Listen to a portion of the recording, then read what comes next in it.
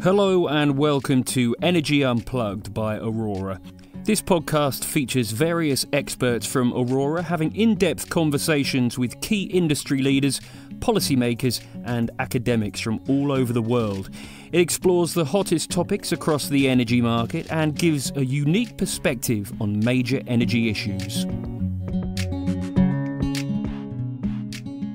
Welcome to this week's edition of Aurora's Energy Unplugged podcast. In this episode, we're going to focus on what it takes to launch a successful hydrogen production project.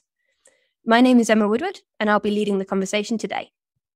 I'm a project leader within Aurora's advisory team here in Oxford, and during my time here, I've worked on a range of projects right across the energy space, but really I focus on low carbon flexibility and hydrogen work. I'm joined here today by Dalia Majumder-Russell. Dalia is a partner at CMS's energy team in London. She advises investors, developers, utilities, lenders and governments on energy projects and infrastructures for the past 10 years. She's got extensive experience of negotiating power, gas and hydrogen offtake agreements and advising on carbon capture, usage and storage projects in the UK and internationally. Dalia, thanks so much for joining us here today. Thank you, Emma. Nice to be here. So I'm going to kickstart the conversation with quite a broad opener. Can you walk us through what you see as being the key considerations when thinking about what it takes to launch a successful hydrogen project? Sure. So I think a good hydrogen project, and we're looking really at production here, is in many ways no different to any other sort of large infrastructure project. You need to have an overall good package that you have brought to the investors. And so it's things like the geographical location that will matter, because with hydrogen, for example, green hydrogen, you need to have good access to water, a good, reliable source of renewable electricity for electrolysis. With blue hydrogen, your other fuel supply proximity, the ability to take the CO2 away if it's a blue hydrogen project. But it's also things like integration with local energy systems. How well does the project fit in with what's already there? Where is the customer base? So proximity to customer base is incredibly important, because the further the distance that the hydrogen has to travel, the additional costs and sort of complications that will bring in from your kind of consenting authorizations perspectives. So that is all the reasons why we're seeing the development of so-called hydrogen valleys and hydrogen hubs. We're seeing things like logistics hubs developing throughout the UK. The hydrogen hub valleys concept is prevalent in the US and Germany. In many ways, the fact that it's focused on industrial clusters in the UK is exactly because those will be the large end users for hydrogen. And so pulling together a very large trunk line for CO2 capture, where you can then have blue hydrogen projects that service industrial customers in a particular geographic location, is all adding to what a good package is for hydrogen production project. That's kind of interesting when we're thinking about project location and the way it has to interact with local energy systems, which I think is definitely one of the first things that any developers of new projects are going to be thinking about. But when it comes to financing, what sort of things are bankers looking at particularly? What sort of considerations are off-takers thinking about? Is there anything that we can sort of think about there that is important for project developers to be considering? Yes, as I probably should have said, focused on geographical location, but obviously to make a bankable project, you need a whole host of other things. Not only just the location and all the various components of it, but the contracts need to be what is generally called bankable, i.e. you've got to have very clear rights and obligations, and the limits of liability need to be spelled out in a way that sometimes is a bit challenging when you haven't got a very long track record and you've got a fairly nascent, dynamic, evolving space like you have with hydrogen. So when financiers come to looking at projects, they need to understand that there is a known exposure to what the downside will be, because it's not that financiers will expect a perfectly clean, wonderful project with no problems. But if there are problems, we need to know what those problems are, be able to price them, be able to deal with them and allocate that risk appropriately. And so in this, it's also knowing where the outer limits will be in the evolution. So we know that the policy frameworks are developing across the piece, and having a good, stable, well-understood policy framework, which can be new or can borrow from lessons learned from other industries, will still help people evaluate what the offer on the table is. And in that, there's also a secondary piece. Having good policy frameworks is one thing, but having good administrative processes is also a very good part of it, because not having the learnings in practice may mean that there are delays and knock-on impacts that the project will be bearing the risks of, which make it less attractive than a project where, say, the regime has a one-stop shop approach, and that makes it much easier to take forward. Sure, that makes sense.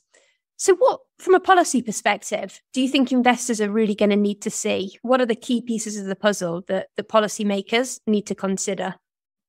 I think there are sort of a number of things, and a lot of the policymakers have been doing a really good job of looking at where the gaps are in legislation, trying to plug them and trying to create some business models. We know there's been an awful lot of work in Europe across the piece. Some of the things that are helpful in that is making sure that there are right incentives. So the amendments to the RED that allow hydrogen to be used, the definitions that are being brought in, are all helpful in understanding what the policy is and what the incentives are for creating hydrogen projects in, say, Europe. But it's also important to know where the offtake ranges will be. And this is where I think we are still missing the necessary elements for hydrogen projects. There's been a lot of concentration on hydrogen production, and that's a topic here that we're discussing, but possibly less so about the infrastructure needed to make sure that it gets to the end consumer. It's all very well having a project that produces something, but if you can't sell it to an end consumer, then that makes it a slightly less good project. So there's some great points there. I think there's a couple of things to follow up on. We've covered some of the big blockers related to terms not being in place for the transport and storage of hydrogen, and potentially also any additional considerations that off-takers are going to need to see. Before we get on to those points, though, I want to focus specifically on topics like additionality, because I think when policymakers are considering how to support low carbon hydrogen in particular, additionality is one of those topics that comes up a lot. The need to prove that your project is providing additional low carbon energy rather than taking away from projects elsewhere. Now, do you think this approach is hindering us? I think what is potentially hindering us is not just having the principle of additionality. I think additionality on its own has some sense. Why should we cannibalize the move to renewable energy production so that we can have more green hydrogen production? We need both. What I think is not helping is the lack of clarity on what this additionality requirement will be. Because we have policy papers that go out with one position paper on additionality. There's then a consultation response. There are then leaked papers that say that there may be a different approach taken on additionality. And there are projects, meanwhile, that are just trying to design, trying to start construction, trying to get to production, and not knowing what you're designing for sure is not helping anybody. And meanwhile, we know that there are other countries that are developing policies that are going ahead and setting a much clearer signal to the investment market. And we shouldn't forget that hydrogen is a global commodity play here. And therefore, where I think the blocker that additionality has for us is the toing and froing that we've seen over the last sort of 18 months on this. Sure. So really in the GB market, then it's the lack of clarity that we've seen that has been hindering people from the additionality perspective, but maybe also from other angles as well. Would you agree? Absolutely. I think where you need to give people confidence that whatever they're buying and paying a pretty hefty premium for, because let's not forget, in addition to infrastructure, the other big barrier for clean hydrogen is the cost. If you're going to pay this premium, you want to make sure that your hydrogen meets the definition that it needs to meet in order to be the cleanest, greenest, best hydrogen that you are buying. And therefore, if you haven't got that traceability and you haven't got that assurance, then in some ways you are taking a little bit of a gamble that what you're buying is exactly what you want to buy. Sure. So would you say that governments need to do more work in ensuring traceability of hydrogen? I think there's a lot of work that is happening on certification and traceability, but yes, I think there is more that can be done. At the moment, a lot of the traceability and certification is happening slightly piecemeal on a voluntary basis. There are definitions that are emerging, but they're a little bit disjointed. And, people will say that the Inflation Reduction Act in the US is in some ways clearer. And therefore, there's an attractiveness of doing something like that compared to what's happening in Europe or in GB. So I think there is more work that could and should be done with regards to assuring traceability and assuring that hydrogen can be certified throughout the value chain. That makes sense. And thinking then from an off-taker perspective, if you are an off-taker and you are looking to ensure you've got sort of the cleanest, greenest, as you put it, hydrogen, obviously that sort of certification is going to be required. Are there any other terms that you think off-takers would need to see from a policy perspective there in order to make hydrogen more attractive? Because as you say, it is a much more expensive fuel compared to some of the alternatives. A good question about in terms of what terms would off-takers need to see. I think from a policy perspective, one of the challenges is that we expect our off-take contracts to be stable and long-term. So we would ideally like to see some sort of a take-or-pay structure for known volumes of hydrogen over a sufficiently long period of time. Where I think the issue becomes is we know the standard is shifting. And therefore, for an off-taker to buy and commit to buying hydrogen today, when we know the hydrogen standards may evolve in the future and are likely to evolve in the future, becomes a more difficult ask, because you don't want to buy and commit to buying something that actually no longer fits your purposes. And so this makes the terms of off-take agreements and negotiation of things like change in law clauses and reopeners to take or pay much more interesting nowadays in the hydrogen space. Just before Christmas, we did see BEIS publish their low carbon hydrogen business models. How much do you think this helps? Do you think this is a step in the right direction? And what more do you think is going to be needed? I think huge kudos to BEIS for publishing the updated heads of terms for the low carbon hydrogen business model. There's been a huge amount of work that the BEIS team have been doing on hydrogen and or in parallel for blue hydrogen projects on carbon capture. I think the fact that there is trajectory, that there is commitment to the timelines is incredibly helpful. We know that there are projects that are going to be participating as emitters within the CCS clusters that are developing as well. So having this is an important step to making sure that the cluster proposition also stacks up. Where it's not full is obviously these are just heads of terms.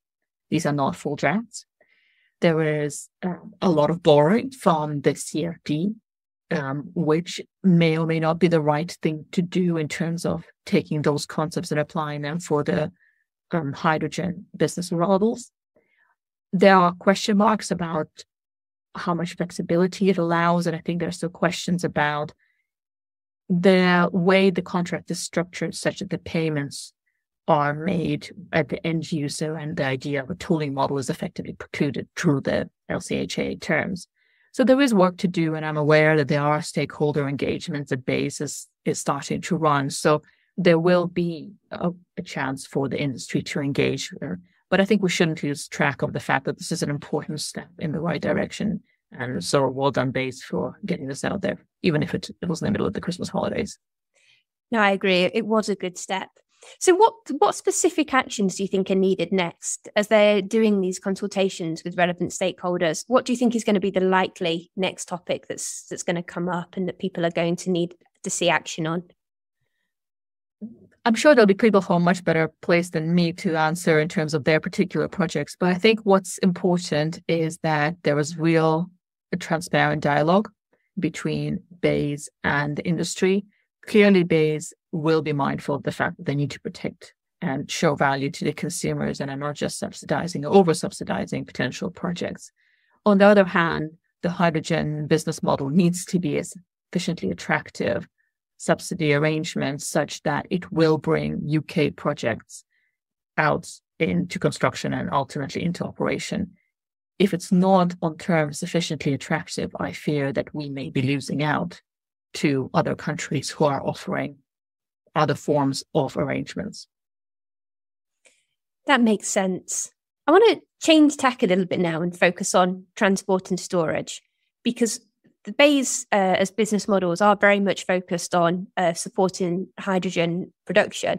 But it does seem a little bit like transport and storage considerations are falling behind in the conversation a little, and potentially more work could be done there. So from your perspective, what are the key issues in that area, and what are the key risks if this isn't addressed? I think that's such an important point about transportation and storage. And in the infrastructure piece for hydrogen production, storage in particular is key. Where I think we are a little bit in danger is that while, of course, BEIS were right to consult on practically all the options that could be out there for how they would regulate transport and storage of hydrogen, if the off-takers need stable volumes of hydrogen to be supplied to them, and there is no storage of hydrogen long-term permitted or short-term just to have the volumes near site, then we're potentially hindering the speed of rollout of hydrogen within GB. There is a whole lot of work that's going on about seasonal storage, and hopefully the government and the industry will come to some sort of an agreement about storage of hydrogen for the longer term and managing of the energy systems. But even in the short term, I think there needs to be quite swift work done on making sure that hydrogen can be stored, can be transported and stored, such that the demand side has assurance and has confidence that the hydrogen that is produced will get to it, and will get to it in the volumes that it needs. I think that's a great point. And from my perspective, it seems like the real risk is that hydrogen production projects could develop under the terms that are being laid out, or we're definitely making progress in that area. But if hydrogen end users aren't able to ensure that hydrogen can be transported to them and stored in a manner that allows them to meet the offtake requirements that they have, there is a risk of everything stalling because projects aren't developing at the pace that they need to. Yeah, you sort of naturally limit the size of the projects because you're only going to take risk on a smaller project rather than a larger one when you don't know what the kind of overall picture looks like. And I think if we want to see hydrogen roll out at scale quickly to our industrial customers, we do need to think about these wider pieces and create that infrastructure. It's going to take time and it will cost money to create the transportation storage network. So while it's important to keep focusing on the production side, we shouldn't forget the storage side. And as part of your point about the off-takers, we know that the off-take agreement is key as part of thinking about your low-carbon hydrogen agreement. So they sort of have to work together. And without these pieces of the puzzle really coming to the fore, we are going to struggle to deploy hydrogen at this pace that we are hoping to. Sure. And obviously, if we hinder it, we do risk our decarbonisation targets not being met. Now, are there any countries that you think are getting this right? Are there any countries that are managing to develop policy in the production space and in the storage transport space at the right pace together? I think picking any countries as perfect in this would be a bit premature. I think a lot of countries are creating policies, creating incentives. There's a lot of R&D work that's going on. Some of them are further ahead. For example, Korea on transportation. Of course, recently the Inflation Reduction Act, together with the tax breaks in the US, have been in the headlines. They have effectively kind of created an alternative option for investors of where they can invest. And that is having an impact. I think the UK and Europe should not forget that there are other countries who are moving faster and further with creating a package, and the US is one of those countries. That makes sense. I want to change tack a little bit now and actually think about how we should be considering hydrogen in terms of the energy trilemma, so in terms of energy security, decarbonisation and costs.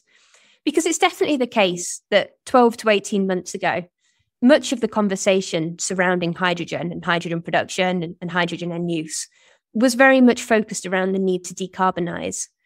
But given the situation in Ukraine and the war that's continuing there, do you think we should actually be reframing our thoughts and considering hydrogen in terms of energy security?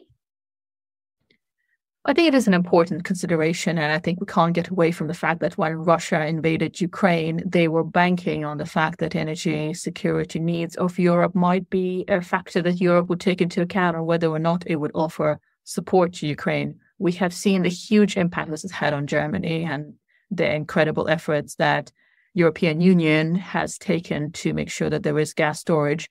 I feel incredibly lucky that somehow the universe has given us an unseasonably warm winter. So that has also helped with the war against what Russia is doing in Ukraine. In terms of decarbonization, though, is decarbonization now superseded by energy security? I think they're all part of the same coin, really. They're all so interlinked. Of course, energy security is important to us, but decarbonization was also weaning ourselves off fossil fuels, weaning ourselves off Russian gas in many ways. Will it happen faster because Russia invaded Ukraine and we're trying not to buy Russian gas? Probably not, because there are alternatives that Europe has secured, and Europe has now looked at gas storage in a way that it hasn't for quite some time. So I think energy security has come up on the agenda, probably should have come up on the agenda without needing to have Russia invade Ukraine. But it hasn't taken away from our need to decarbonize and those goals that we have made as various countries under the Paris Agreement. Where I think things have changed is on the cost of living, because energy prices have been pushed up and energy prices have been so volatile. That has had an impact where governments are scrambling with, are there questions being asked about whether decarbonization at the cost that it is coming at the right answer? And of course, that's a political question. That's not a question that neither you nor I will be able to answer here. But if we are committed, we are seriously committed to achieving net zero, and we do want to have hydrogen as part of the mix, then we cannot take our eyes off that final goal. And we need to take the long-term view and bear in mind the fact that even though there was a lot of energy price volatility, gas prices are now to the level that they were before Russia invaded Ukraine. And so we should not shy away from all the efforts that are needed to actually decarbonize our various systems. I fully agree with everything that you've just said there. Now, even though we have sort of highlighted the fact that decarbonisation is likely to remain one of the main drivers, do you think the security of supply point, or indeed the minimising of cost point, is or should be impacting the way that governments are thinking about hydrogen and hydrogen business models, hydrogen subsidies, and any incentives that are available? I think overall costs should be something the government do consider, and they do. I mean, they're incredibly conscious of this because what the taxpayers are able to pay is an important consideration, both short-term and long-term. And it's the long-term cost, therefore, that I think governments should be thinking about. We know from other sectors and other actions like, floods or other investments in infrastructure, it is the case of the old idiom, a stitch in time saves nine. And when we think about decarbonization, there are steps that we can take now that will mean that we spend a lot less money in the future. Sure. And any particular steps that you'd highlight that need to be taken? I think making sure so the energy bill is now back on in Parliament. I think that's incredibly important. Making sure that goes through, creates the legislative framework. I think it is joining up things like the EU ETS and UK ETS to make sure that carbon trading can happen across the EU, UK, making sure that any other kind of international movement of hydrogen is able, so that we are able to take into account a much wider hydrogen market.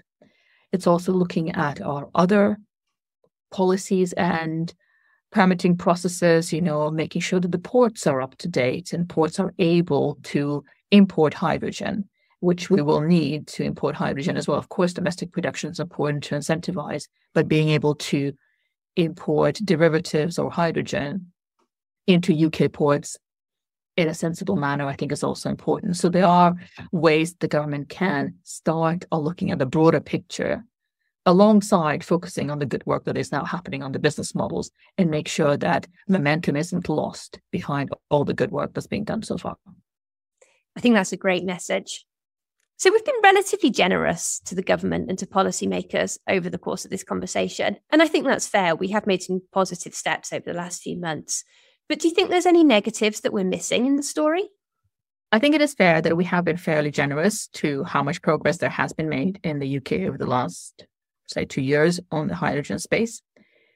It doesn't take away from the fact that there is still huge amounts of work to do. And the huge amounts of work to do will really be found out when we start really doing it. We need to get to operating large-scale hydrogen projects, because that's when we will learn about all the things that we haven't really thought about when we've been working through our desktop exercises, through our feed studies, thinking about this in the abstract. Quite a lot of the sort of thieving issues come out when you come up against real problems in real life. And so whether it's actually knowing how things are transported or stored or got from point A to B, and for even non-hydrogen things, or it's making sure that the institutional frameworks and the institutional knowledge is there to make sure that our various permits and consents and authorizations are obtained in an efficient manner. That's the sort of thing that we will learn and we will get better at once we start doing all of this. I think that's a very good point to make. There will be a lot of practical lessons that we will, I'm sure, come across as the years go on. And hopefully we will see this happening sooner rather than later. So really, to summarize what we've talked about over the course of this conversation, there's a lot of different factors that need to be taken into consideration when thinking about what it takes to launch a successful hydrogen project. We need to think about things like where the project is going to be located, how it's going to integrate with local energy systems, the need for a secure off-taker, and to ensure the project is bankable. But in particular, policy considerations are going to be key.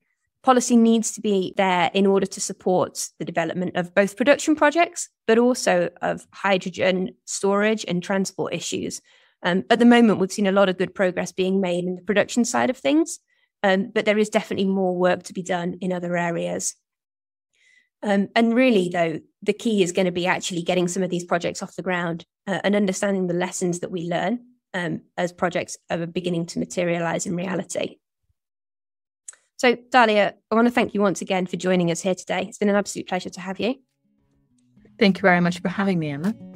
And thanks to everyone for tuning in. That was Emma Woodward, project leader in Aurora's advisory team in Oxford, talking to Dalia Majumder-Russell, a partner in CMS's Energy and Climate Change team in London. Do keep an eye on our podcast feed for more in-depth conversations with senior members of the energy industry. The best way to do this is to subscribe on whatever platform you use. Thanks for listening and goodbye.